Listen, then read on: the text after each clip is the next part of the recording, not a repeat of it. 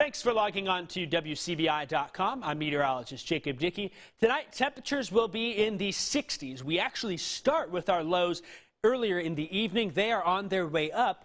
South and east winds will be between 15 and 25 miles an hour. Gusts may be as high as 40. Look for some scattered showers and a few storms, though the severe threat holds off until 6 a.m. tomorrow morning. Now, we'll get those temperatures to climb into the upper 60s to the west, lower 70s to the east, and that will be because of those south and east winds continuing. Severe storms, though, are the big story for us during the day tomorrow, but I do want to mention the winds outside of the severe threat will be very high. That wind advisory continues for our entire area all the way into tomorrow night for those gusty winds as high as 40 miles an hour. When we add the severe threat into the mix, this has the chance to be a substantial system for us here. The main threat we are talking about is the damaging wind potential area-wide. Yes, we do have a level 3 threat, but let's not focus on the number. Let's focus on the impacts here. 60 to 80 mile an hour winds across the entire area with this line of storms will be more than enough to knock down trees and cause power outages in the region. And that's something we're very concerned about here moving forth. The tornado threat also is there. We do think we will see some spin-up tornadoes within that line of storms. However, the tornado threat may very well come up a little bit by tomorrow morning when we sample the atmosphere overhead. If we also get some isolated storms, that enhances that tornado threat a bit. Also expecting some flooding rain from 6 a.m. until 2 p.m. for our window of opportunity.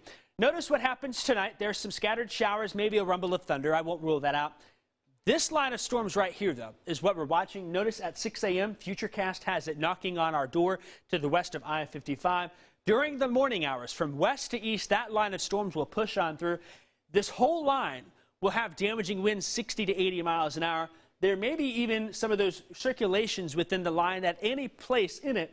I won't rule that out as it carries on through. The other thing we have to watch here is notice what Futurecast does late morning into the early afternoon. See some of these storms that are forming ahead of the line? If that happens, the atmosphere in front is very primed for tornadoes. And the chances there that we could see a strong tornado in the region. Good news, by 1 and 2 o'clock, we push it out of our area. Still some breezy winds out of the west with some scattered showers and thinning clouds into Saturday evening. The biggest thing with this system is the atmospheric dynamics are very impressive for this time of year. The low-level winds about a mile above the surface will be anywhere from 70 to 100 miles an hour, if not higher, and it won't take a lot to mix that wind down to the surface in that line of storms.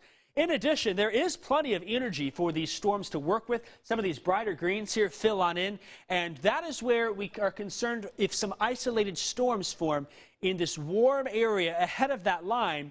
That's where our tornado threat will be highest here, and that may come as far north as much of our viewing area here. We just have to wait and see how things shake out. But if the discrete storms do form ahead of the line, that will greatly enhance the tornado threat into our day Saturday. Here's a recap. Again, 6 a.m. until 2 p.m. Our main threat for all of our viewing area. Damaging winds 60 to 80 miles an hour are expected area-wide. Tornadoes are also possible anywhere in the area. That threat is very conditional, but we still do believe we'll be dealing with some. The forecast will, of course, be updated on our WCBI mobile app, as well as on social media and online on the website.